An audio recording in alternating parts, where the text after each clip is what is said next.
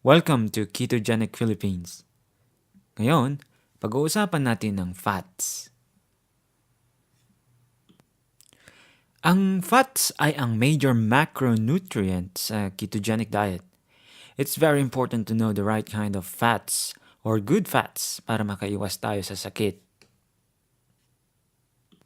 Ang kinakain ng tao na fats ay nahahati sa tatlong uri: saturated fats, unsaturated fats, at trans fat. Ang saturated fats ay kalimitang matatagpuan sa mga animal products, cheese, lard, butter, at meat. Matatagpuan din ito sa mga fruits, gaya ng coconut at palm. Ang fats na ito, o uri ng fat na ito, ay tumitigas pag nalamigan at natutunaw pag nainitan.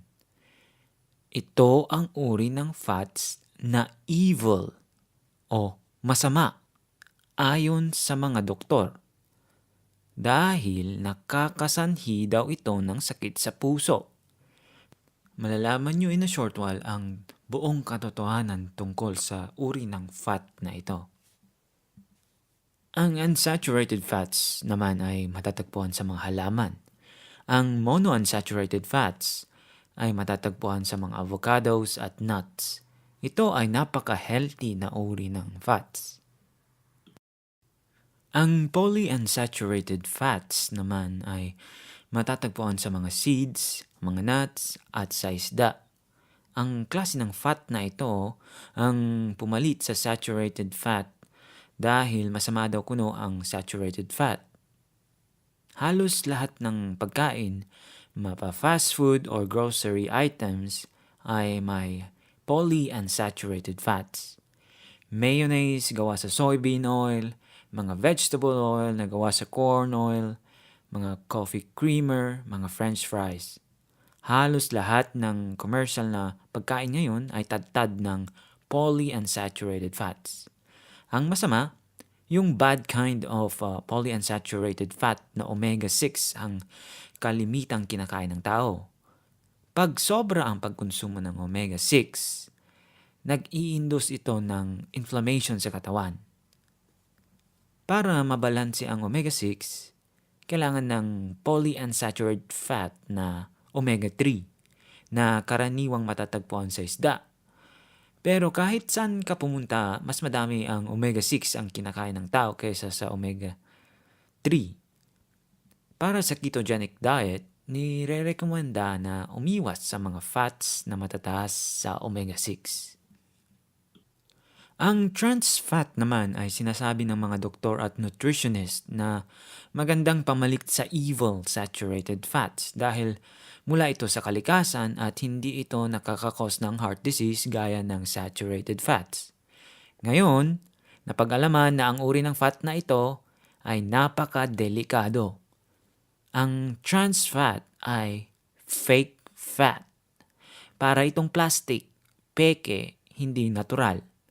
Gaya ng mga polyunsaturated omega-6, ang trans fat ay matatagpuan sa halos lahat ng pagkain na nabibili sa grocery at fast food. Ang mga tinapay na may halong vegetable shortening na tad-tad ng trans fat, mga margarine, potato chips at snacks, mga dairy creams at coffee creamers na infested ng partially hydrogenated fats. Yes, pag may partially hydrogenated sa listahan ng ingredients, ito ay trans fat. Sa ketogenic diet, ipinagbabawal ang pagkain ng trans fat kahit in small amount. Ngayon naman, pag-usapan natin ang evil saturated fats. Evil nga ba talaga? O masama ba talaga sa katawan ang pagkain ng saturated fats? Bakit sinasabi ng mga doktor at mga nutritionist na umiwas sa ganitong uri ng fat? It all comes down in the old days. In the 1970s, nadiskubre na nakaka-raise ng LDL cholesterol ang pagkain ng fats. Later, sinabi nila na nakita nila sa mga tao na namatay sa sakit sa puso na mataas ang cholesterol nila. Kung mataas ang cholesterol ng tao na namatay sa sakit sa puso, edi masama ang cholesterol. Kaya isinusulong nila ang pagbabawas ng pagkain ng fats, lalo na ang saturated fats dahil nakaka-raise ng cholesterol daw ito. More fat equals more cholesterol equals coronary heart disease. Iyan ang logic ng mga politiko at mga sayantipiko noon. Ito ang tinatawag na lipid hypothesis. Lipid meaning fat. Hypothesis? Ibig sabihin sa itong theory o isang bagay na walang katotohanan o hindi pa napapatunayan. Hindi pa pala napapatunayan, bakit pinaniniwalaan? Ang notion na more fat equals more cholesterol equals coronary heart disease o lipid hypothesis ay isang scam na walang malakas na scientific na basehan at isa itong malaking panloloko. 1970s, isang researcher na si Ancel Keys ang gumawa ng pananaliksik ang 7 countries. Sa data ng 7 bansa ni Ancel Keys, pinakita niya na ang mga bansang kumakain ng konting fats ay konti din ang namamatay sa sakit sa puso o coronary heart disease gaya ng sa Japan. Sa mga bansang matataas naman ang pagkonsumo ng fats ay mataas din ang incidence ng pagkamatay sa sakit sa puso gaya ng sa Canada at sa Amerika. Kung iisipin mo, parang logical naman. Obvious common sense at halos straight line ng graph. Again, more fat equals more cholesterol equals coronary heart disease. Ano ang problema dito? Well, bilangin nyo kung ilang bansa. In fact, may data din ang ibang bansa. He compared the rates of heart disease and fat consumption in 6 countries. It was almost a perfect correlation. The more fat people ate, the higher the rates of heart disease. Except there was just one problem. Keys withheld data for 16 other countries. Later, when researchers plotted all 22 countries, the correlation wasn't so perfect. 16 other countries gaya ng Mexico at France na kung titignan mo mataas ang consumption of fats, especially saturated fats, pero mababa ang heart disease rates. Kung isasali mo lahat ang mga bansa na hindi nabilang, hindi na tugma-tugma ang data ni Ancel Keys. Wala nang straight line. Siyempre, hindi mo naman mai-prepresenta ang mga studies mo sa publiko kung hindi tugma-tugma ang data nito.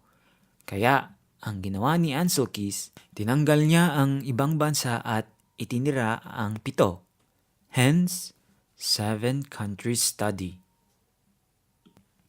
Well, dahil sa kanyang kapanipaniwala ngunit bogus na pag-aaral, inadapt ito ng USDA, American Heart Association, American Medical Association, at American Diabetes Association. Remember, theory o hypothesis lamang ito.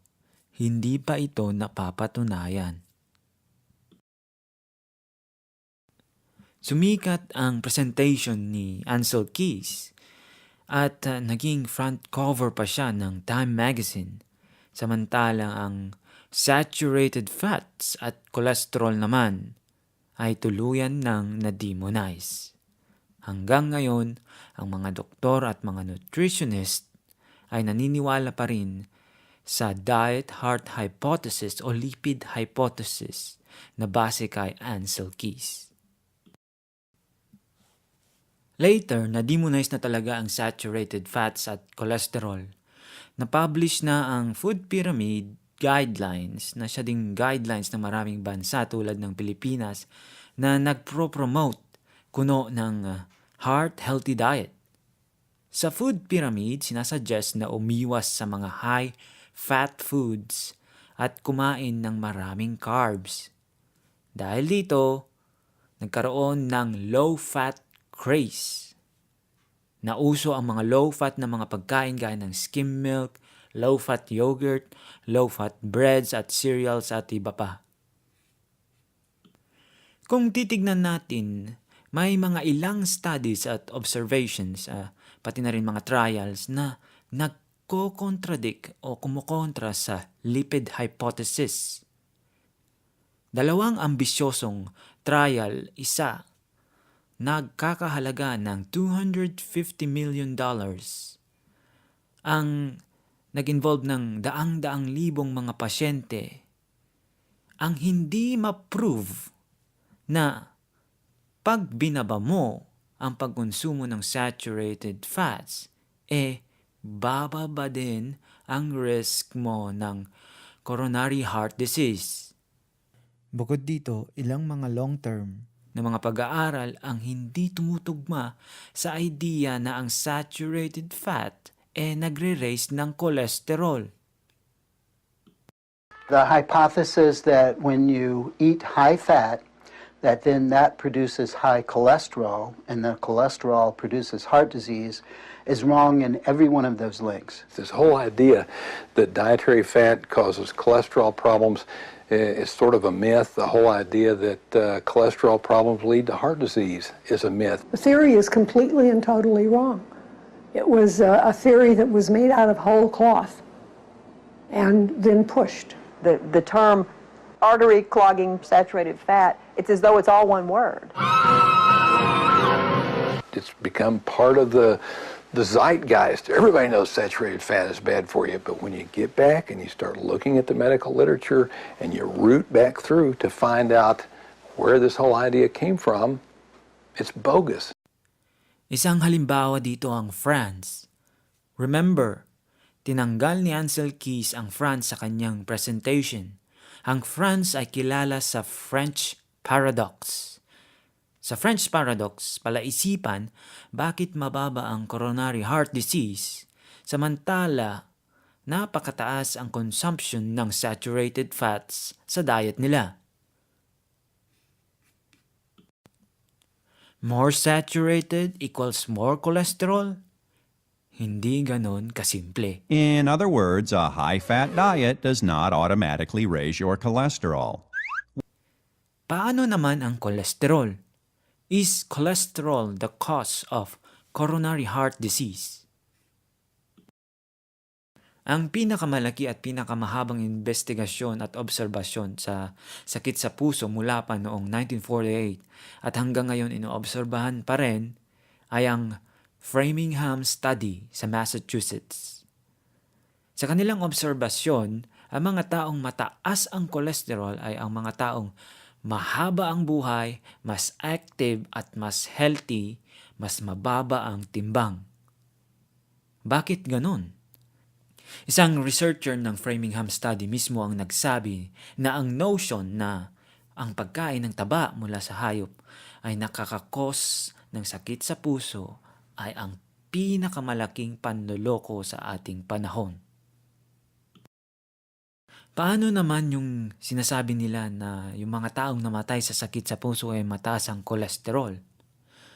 Ang katotohanan, hindi lahat ng tao na namatay sa sakit sa puso ay mataas ang kolesterol.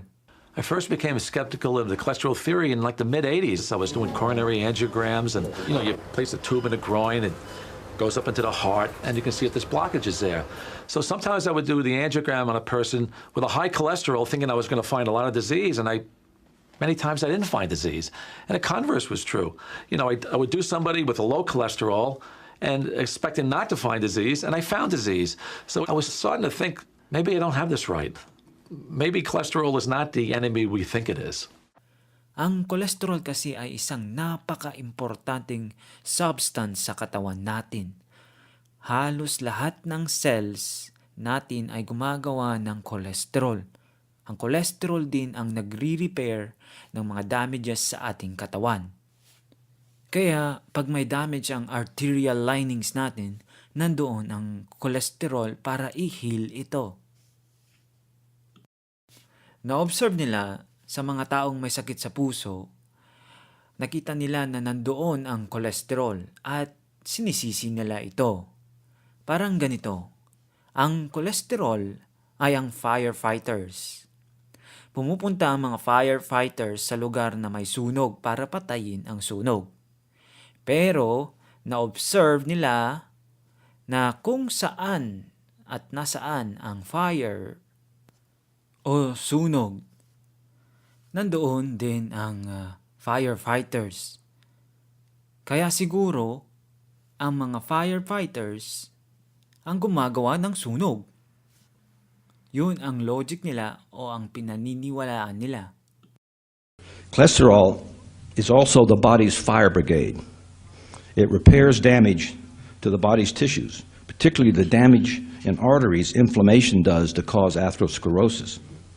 Blaming cholesterol for atherosclerosis is like blaming firemen for the fire they have come to put out.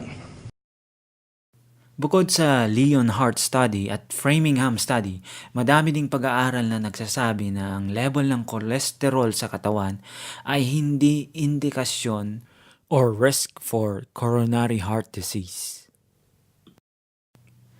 Kung ganun pala na hindi pala nakakakos ang saturated fats at cholesterol, ano ang tunay na sanhi ng sakit sa puso? Tinitignan ngayon na ang tunay na sanhi sa sakit sa puso ay ang inflammation mula sa pagkain ng mga highly refined carbohydrates, stress, mga toxic na mga chemicals sa environment, trans fat at high omega-6 foods. What's the real causes of heart disease? Number one with a bullet is inflammation. You know that little slide I had about the little particles getting stuck in there? What do they get stuck in? If they're floating by smooth walls, there's nothing to get stuck in. They get stuck in little pockets of inflammation. Inflammation is what produces the conditions under which plaque develop. So inflammation is the real cause of heart disease. So what causes inflammation? The answer is just about everything. If you're walking, if you're breathing, you've got inflammation in your body. Everybody does. Question is how much and what does it do? Foods like this cause inflammation. Medicines can cause inflammation. Toxins in the air and the water can cause inflammation. Stress causes inflammation. Millions of things cause inflammation. You want a nice inflammatory diet? There it is. Among the different kinds of fats, saturated fats and monounsaturated fats are good. Except for omega-3 and small amounts of omega-6 essential fatty acids, polyunsaturated fats are bad. And in the particularly in the high quantities that we have them in a Western diet. So enjoy eating saturated fats, they're good for you.